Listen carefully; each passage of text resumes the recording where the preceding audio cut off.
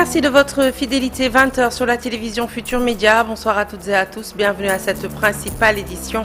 Les titres, c'est tout de suite. Moustapha Diakhaté placé en garde à vue après son audition à la division des investigations criminelles. Il est poursuivi pour offense au chef de l'État. Les explications de Maître El Hadj Diouf, son avocat, dans ce journal. Nombreuses réactions au sein de l'espace politique après la garde à vue de l'ancien président du groupe parlementaire de Benno Bokk Yakaar, Aboubakr Benjeloun de F24 Diaspora, parle de liberté de plus en plus bafouée au Sénégal. Le journaliste Assane Samb, pour sa part, préconise la suppression de l'article 80 du Code pénal. La criminalisation du vol de bétail, une exigence des populations du Cayor. Une marche pacifique a été initiée à Pékesse pour condamner la recrudescence des attaques armées perpétrées sur des éleveurs. Voilà pour les titres. Le développement, c'est tout de suite. À laquelle il est impératif d'apporter une réponse admirable de logique et de réalisme.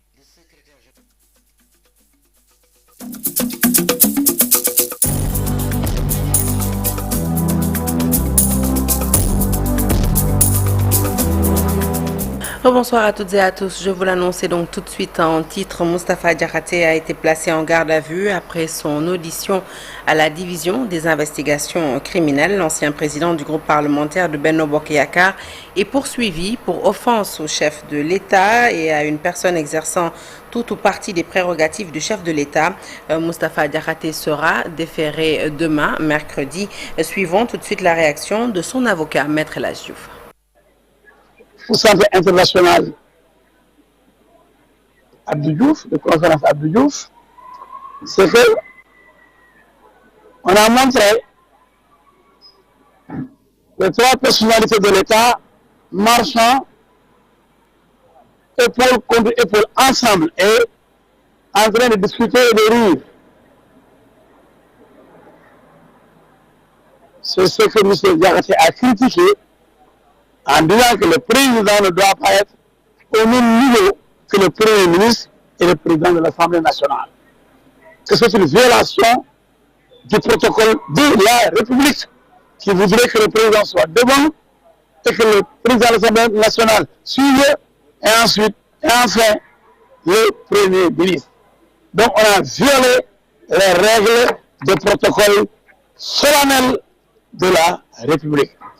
Et nous avons gardé avec le groupe politique, en fait, vraiment dans ce pays-là, on a créé Gounafié. C'est des ignorants.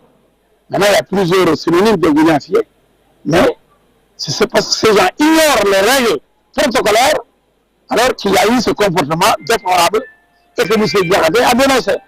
Voilà aujourd'hui, dans ce pays, on ne doit plus critiquer.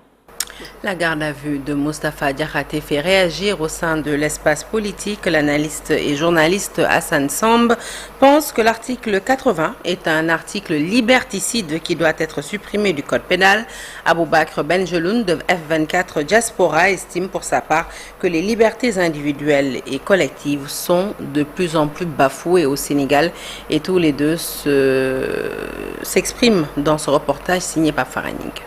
À la DUC, l'ancien député dénonce une violation de sa liberté d'expression par le régime PASTEF. Et pourtant, cet aspect a fait l'objet de débats lors du dialogue sur le système politique avec peu d'accord sur la question des libertés. L'atmosphère n'est pas bonne. C'est-à-dire que chaque fois que tu convoques pour moi, quelque part la démocratie, elle est massacrée ou bien elle est empiétée. Parce que il faut que nous baillons nit ñi wax nit ñi nak suñuy wax man si sama bop man ligne jaune en politique da nga koy dépasser toujours légui la problématique c'est chaque fois soit dépasser ligne jaune bi ñu wax la tëj il faut que ñu xolaat suñu bop. Parce que le régime en place avait promis évidemment une rupture systémique, ça veut dire qu'il fallait davantage améliorer les acquis démocratiques au lieu de les restreindre. Mais ce que nous voyons actuellement, c'est la multiplication des convocations pour délit d'opinion. Malheureusement, certains parmi eux d'ailleurs sont en instruction, ce qui n'est pas compréhensible, du fait que d'autres justement ont été jugés en flagrance. Il me semble qu'il faut rééquilibrer les choses, permettre aux gens de s'exprimer, bien sûr dans le respect des institutions et de la vie privée des gens. Ce qui a tout l'air d'une judiciarisation du débat politique a longtemps été dénoncée sous l'ancien régime et Pastef avait promis la rupture. Écoutez, en général, les libertés sont assez bien préservées, sauf que maintenant, il y a beaucoup de problèmes liés aux convocations, aux intimidations. Des journalistes sont convoqués, des membres de la société civile sont convoqués, certains sont emprisonnés et il me semble que si on continue dans cette lancée, il y aura un recul démocratique extraordinaire. Et ça, on ne l'attendait pas de ce régime-là. L'opposition et la société civile ont demandé la suppression des lois liberticides pour renforcer la liberté d'expression. Mais le régime dit niet. Ça, c'est-à-dire l'article 80 est un article pour l'opposition. C'est-à-dire, bon, que si l'opposition nous peut combattre, bon, que si le pouvoir nous peut accepter. Et le meilleur exemple, moi, aujourd'hui, avec le gouvernement de Diomaye, aujourd'hui, ils veulent garder l'article 80. Ils sont même pas prêts à en discuter. Alors que nous, on a discuté même de Nunko Bindé, nom de Dieu, Nunko Bindé, avec tous les combats qu'on a menés avec les membres de ce gouvernement-là. Il n'a pas sa place, effectivement, dans l'architecture, dans la nomenclature juridique du Sénégal. Parce que simplement, c'est un article désuet de restriction de liberté qui n'a pas sa place. Parce qu'aujourd'hui, évidemment, on a beaucoup d'autres lois, hein, la loi de 2008, la loi de 2016. Le débat sur la protection des libertés individuelles et collectives est un serpent de mer au Sénégal, malgré les 3 alternances. Je vous l'annonçais en titre de Ngaï à Tilmaha, la mobilisation s'intensifie contre le vol de bétail. Des membres du mouvement Kayor Convention citoyenne ont organisé une marche pacifique à Pékesse, cela pour alerter sur l'insécurité qui sévit dans la localité, particulièrement les attaques à main armée perpétrées sur des éleveurs. La criminalisation du vol de bétail est pour ces citoyens une urgence. Cheikh Anta Diop, Seylatir.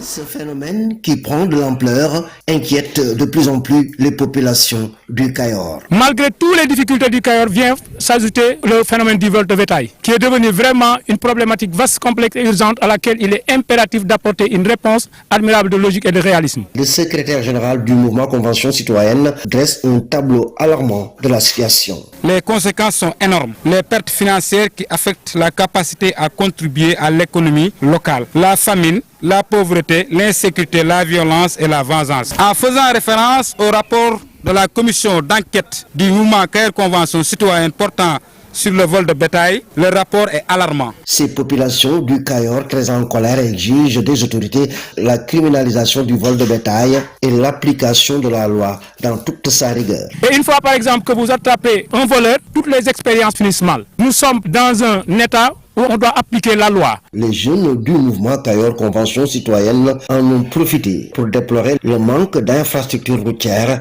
dans tout le Cayor des profondeurs. On a constaté que le Cayor est en retard dans tous les secteurs d'activité. Nous avons des problèmes, des difficultés, des infrastructures routières. Toutes les 18 collectivités territoriales du département de Tivaouane étaient représentées, comme pour dire le Cayor est mobilisé pour relever. Les populations de Payar, c'est dans le département de Koumpentoum, sont sorties en masse dans la rue pour manifester leur mécontentement. Elles dénoncent des irrégularités notées pendant l'élection du bureau du comité de développement sanitaire du poste de santé de la localité. Elles accusent le préfet du département de vouloir forcer un candidat qui n'est pas éligible. Nous avons tenté d'avoir la réaction du préfet en vain.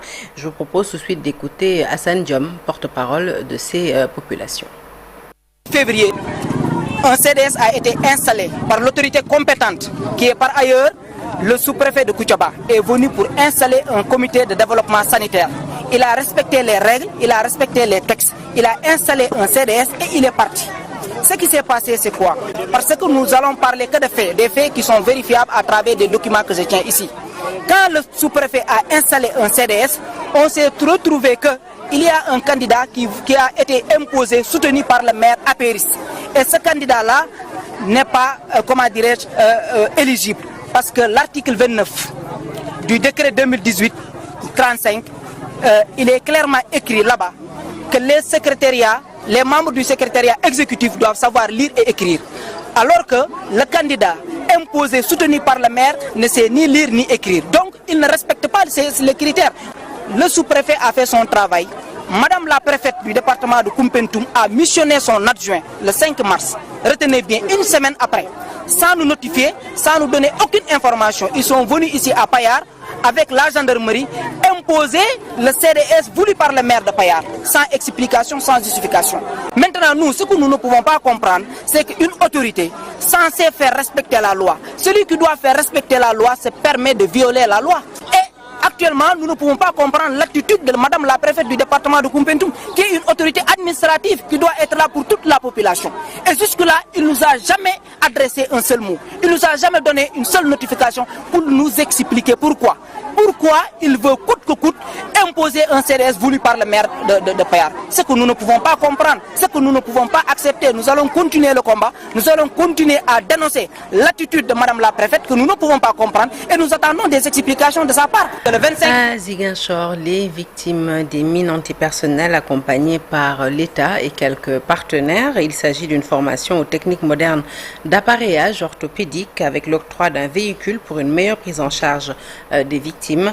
Nous écoutons tout de suite les explications du représentant du gouvernement lors de la cérémonie de lancement. Il s'exprime au micro de Boubacar Diassi. Seulement pour célébrer les réalisations de nos participants à la formation en appareillage, mais aussi pour témoigner de la solidarité remarquable qui nous unit avec Swiss Ability pour le centre de réhabilitation physique de Boutout à Ziguinchor. Ce véhicule ne sera pas une simple voiture. Il représente un réel tournant. Il permettra de faciliter le transport des patients, d'améliorer l'accès aux soins et de soutenir nos efforts pour faire en sorte que chaque individu ait une chance d'accéder à des services adaptés.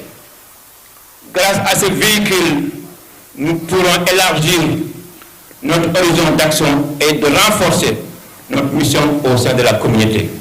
Les connaissances que vous avez acquises et les véhicules que nous avons reçus ici sont les outils qui nous aideront à bâtir un avenir où chaque personne, quel que soit son état de santé, aura la chance de s'épanouir et de vivre pleinement. À Sédhiou, le réseau des étudiants patriotes du département a organisé un panel avec pour thème l'apport de la jeunesse dans l'agenda de transformation Sénégal 2050. Pour développer Sédhiou, ces jeunes patriotes proposent la construction de barrages anti-sel, des pistes de production, mais aussi la mise en place d'usines pour la transformation. Le point, c'est avec Bakary Conté. L'agenda de transformation Sénégal 2050 dans l'agropole sud, c'est le thème choisi par le réseau des étudiants patriotes du département de Sédhiou. Oui, donc l'objectif de cette activité, c'est de montrer à tous que la jeunesse a une responsabilité, a un rôle très capital vraiment dans l'agenda de transformation Sénégal 2050 et plus particulièrement dans l'agropole sud. Ce qu'il faut d'abord, c'est la formation. Parce que sans formation, ils ne pourront pas vraiment jouer pleinement leur rôle. Dr Seko Omar Diédhiou, directeur de la promotion du développement territorial, est le conférencier. Nous avons surtout insisté sur la gouvernance donc de ce pôle sud qui va être porté par le conseil de territoire. Ensuite, il y aura un secrétariat exécutif du conseil de territoire. Et pour accompagner tout cela, on mettra en place donc une direction de pôle territoire.